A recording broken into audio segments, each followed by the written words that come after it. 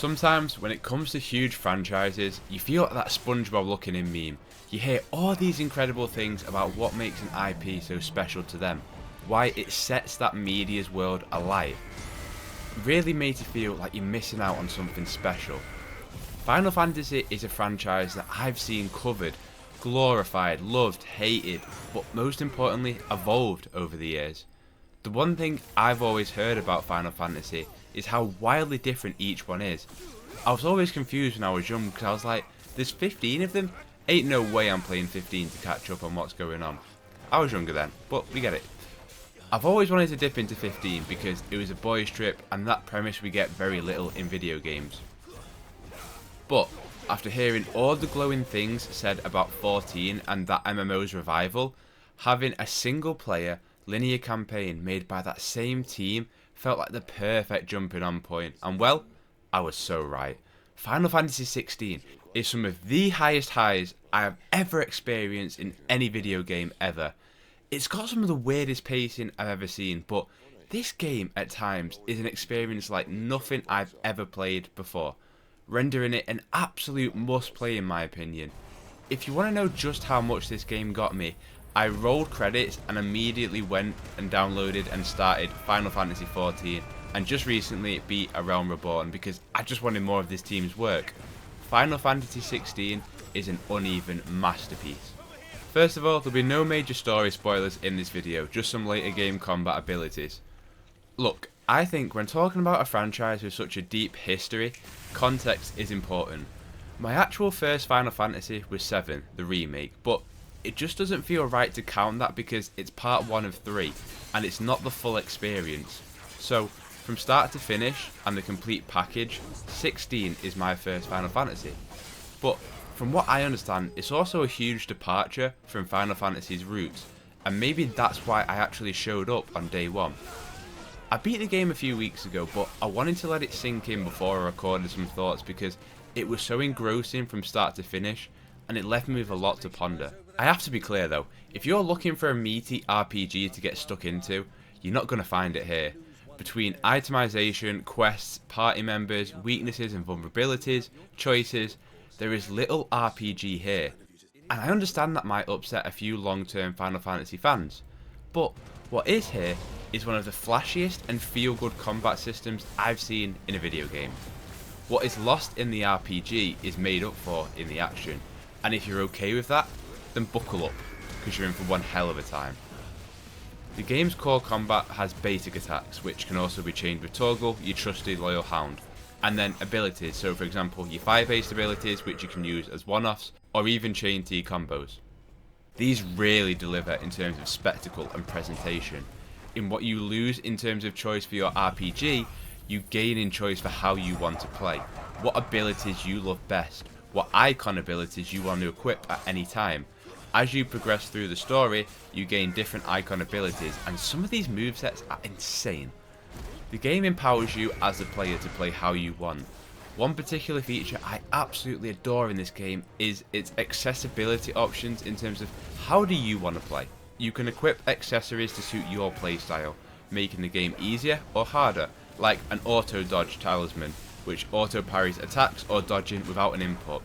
You can do an auto combo with Torgal, or one that I enjoyed right at the start was the slow down talisman, which allowed me to properly learn parries and dodges, which then later on in the game made me so much better. Speaking of later on in the game, this game's combat just gets better and better. More abilities to chain, upgrades that make you feel unstoppable, switching between the different icons' abilities, you can pull off some crazy looking stuff in this game. Combat revolves still around the staggering of an enemy first and then unloading as much damage as you can. Some enemies did feel a little bit spongy, but nothing that ever put me off or frustrated me. Now, that's just the normal Clive combat. Let me tell you about the real juice, the icon battles. Clive transforms into a freak and fights against the other icons, which at first seems really basic, but it really ramps up the more fights you do, and the scale is nuts. PlayStation has this feature where it records your clips, but it has the option of recording what you're saying whilst it's happening as well. And Final Fantasy 16 might be the only game where I wish I recorded my own reaction, When I play games most of the time, I'm pretty silent. I was nearly screaming at some of the stuff I was seeing on my TV that I won't show here because I think others should experience it for themselves for the first time. The old God of War games did scale on another level for their time. This game is this generation's game in terms of grand scale. It is just insane, man, and some of the highest highs I've ever seen in a video game that will make you scream and then leave you speechless. There was one particular boss fight around halfway through the game that just, it blew me away. I mean, the scale of it. I'm not sure I've ever seen anything or felt anything like it in a video game before.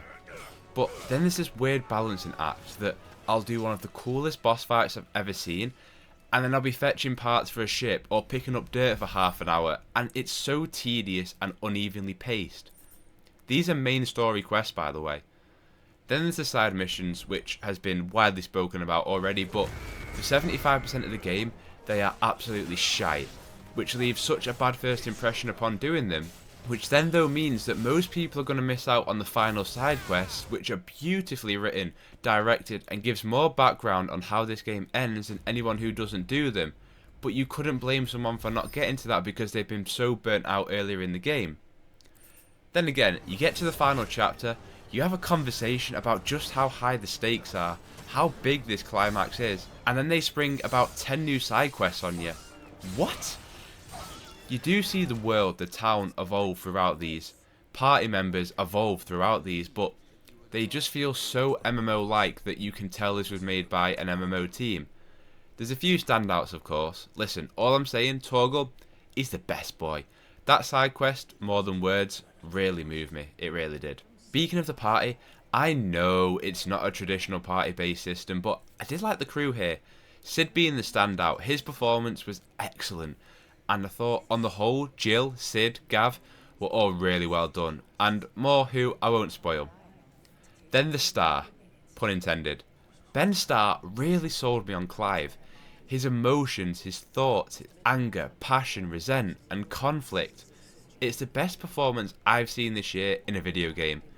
And it's not that he carried the game, but he elevated it for me. Graphically, this game is stunning. Its world, vista, action, character models all look excellent, despite the bland lip syncing where half the face moves and half of it doesn't. Speaking of its world, this is a big story full of lore, characters, and information. One of the best features in this game is its active time lore system, which lets you pause the cutscene and remind yourself who these characters are and what they're currently up to in the current events of the story. Which is extremely helpful for anyone doing a long playthrough of the game, and something that I hope we see more standardised in video games. Speaking of lore, you want some? You've got it. For those searching and in need of it, there is so much here on this world, these characters, biomes, villages, it is jam-packed. I became invested in how the branded are treated in this game. It made me feel angry. There was one side mission in particular which leaves you like, what the fuck? In terms of how these people are treated. Excellent world building. I'm not going to talk too much on the story. It is video games' version of Game of Thrones, at least for 2/3 of it, and does devolve into something bigger by the end. But I loved it throughout. Its character moments and arcs all felt satisfying by the time I rolled credits, and boy oh boy, that final boss fight was something to behold. It felt like the pinnacle of everything before it. Abilities, characters, icons, and the music. Oh my god, the music. They got the same composer as 14, and there are levels to this game, and this composer exceeded them. One of the most memorable scores I've heard for a while, and one I will go back and listen to 100%. A few small negative tidbits that I wanted to touch on. At this point, you've heard from everyone about the side quests and how weird they can be, but I have a few others. The performance mode was unfortunately not a lock 60, and the visual sacrifices for that were ultimately too much, which was a shame because to play at 30 FPS for a game this action heavy, it kinda sucks. The itemization was extremely disappointing. Swords just do more damage and look cooler, and the same goes with any armor you equip. I found this disappointing. It would have been cool to have some gameplay altering effects. There's also a few more weird design choices, like the way the enemies are just stood out in the open like it's an MMO game waiting to be killed. Another being what feels a little bit pointless to me is getting your Chocobo. I love the side quests for it, but these semi-open world areas are so condensed that I rarely ever called one in unless I wanted to hear its delightful score. Here's the thing, I haven't gone overly in depth on anything in particular when it comes to this game. If you're after an RPG, you should look elsewhere. Final Fantasy XVI is a AAA action game, both for better and sometimes for worse. But it's unlike anything I've experienced this year, and it speaks to me personally from what I want from a AAA game. High production, stakes, an engaging, unpredictable and evolving story. Cutscenes full of spectacle, tension and memorable moments. Gameplay that has me engaged and lets me play how I want to play and music to match. Final Fantasy XVI delivers on everything a AAA single player action game promises, and at times over-delivers to a point where you can hardly believe it. Right now, it's the favourite thing that I've played this year, and that shocks me in a year where, as a big Star Wars fan, I've had a brilliant Star Wars Jedi game to experience, and as a new Resident Evil fan, a masterpiece of a remake of an action horror. Final Fantasy XVI is that Final Fantasy to me, and one I will always remember. If you enjoyed this video, please consider hitting that like button, it helps me out massively and I'd really appreciate it. Let me know in the comments down below what your favourite Final Fantasy game is and if you've played 16. If you enjoy talking all things video games, you're in the right place, so go ahead and subscribe. I've got you covered. Have a terrific day and I'll catch you in the next one.